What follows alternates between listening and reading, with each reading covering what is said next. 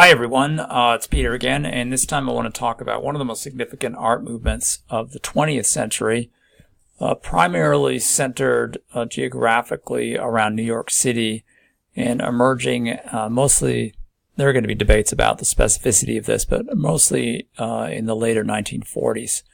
The name of that art movement is Abstract Expressionism.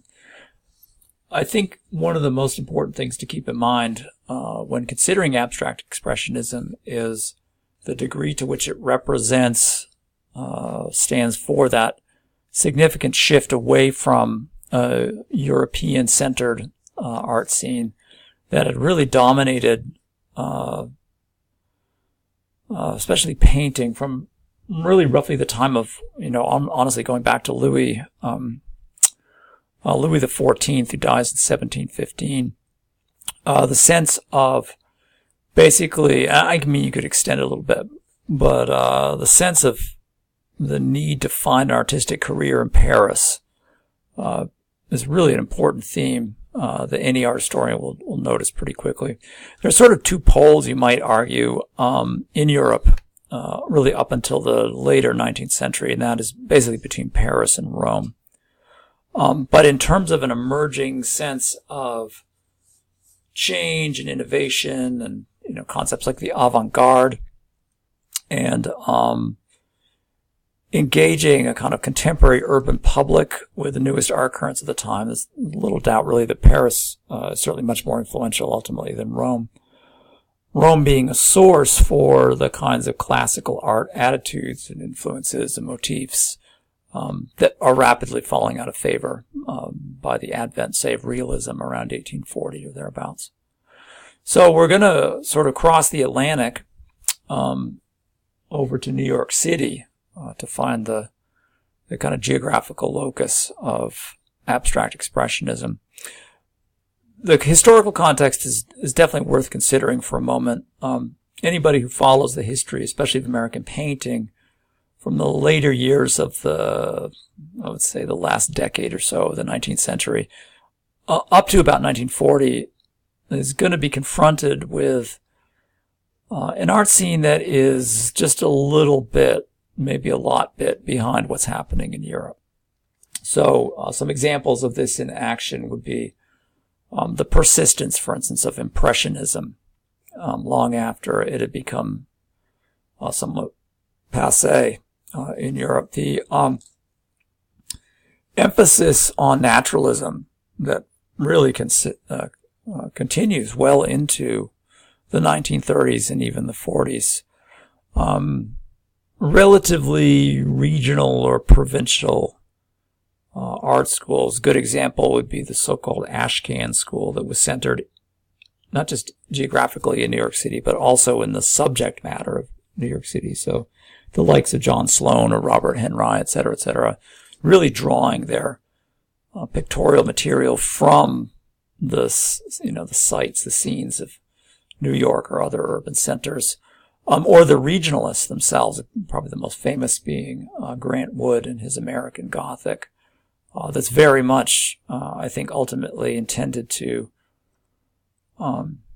stake out a claim for the significance and the relevance of rural America, rural Midwestern America, at a time of great cultural and social change.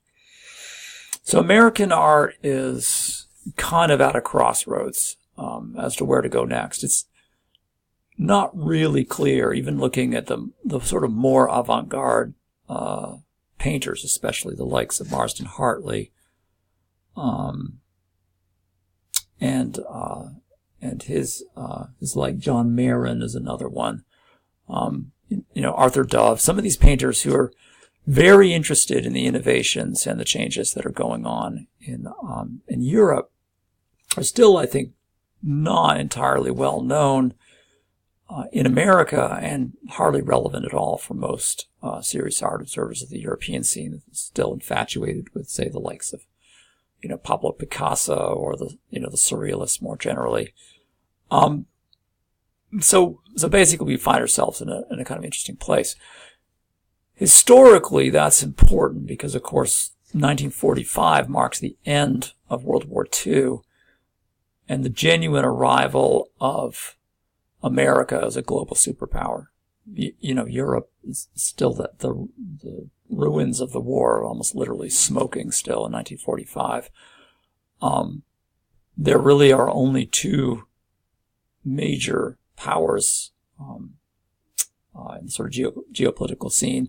One of them is Russia, which is still coping with its own issues in terms of emerging into a kind of modern culture, society, economy, etc. And the other is America. And America's, by this point, especially if we consider cultural productions such as the movies, Hollywood, music, and really quite a lot of other things involving, engineering and design is very much turning into a world leader in a kind of cliched sense, almost overnight. So in 1945, Russia and the United States, American culture, are really the only ones left standing.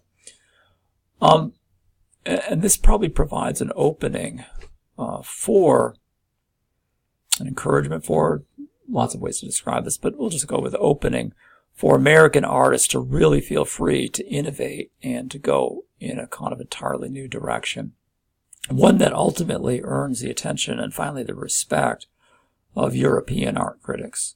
Again, I mentioned as we went through a few minutes ago, the provincialism of schools such as, it's almost in the name, regionalism, the Ashcan school that really, even in their own time, again, think of the Armory show, were seen as, behind, out of step with the latest developments that the European avant-garde was coming up with. You could talk about Cubism, whether it's analytic or synthetic. We can talk about surrealism. We can talk about Dada.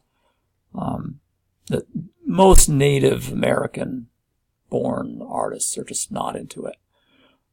That changes pretty radically, again, after 1945.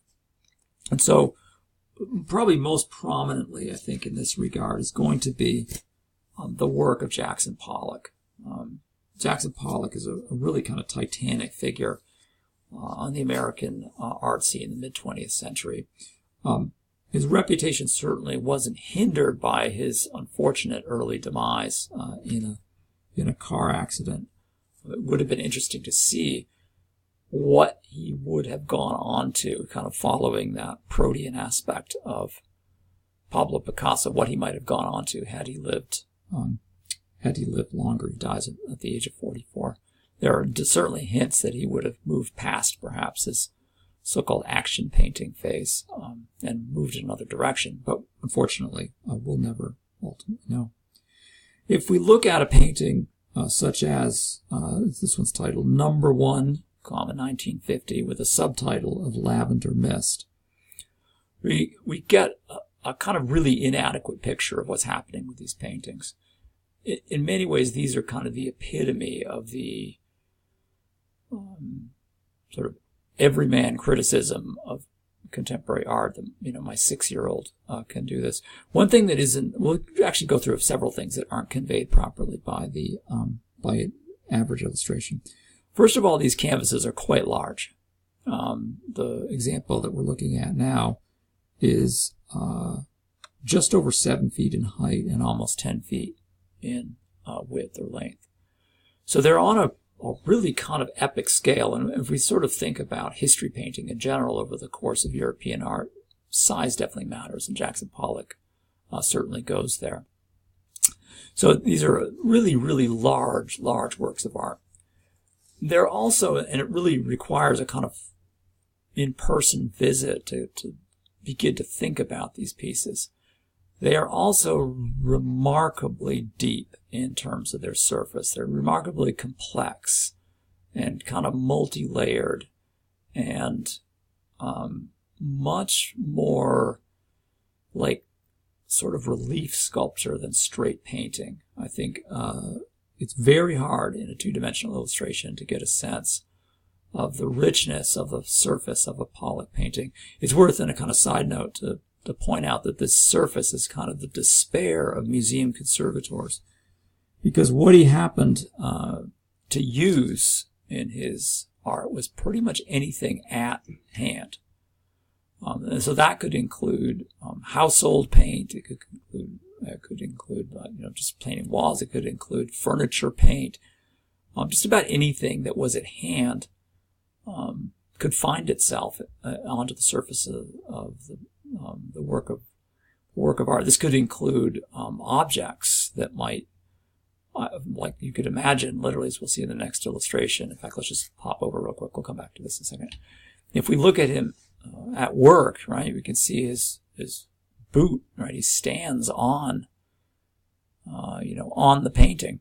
Things literally falling out of his pocket or whatever happens to be around. So we'll find, small bits of metal, screws or nails or other bits and pieces of detritus that seem to find debris that finds itself onto the surface of the painting.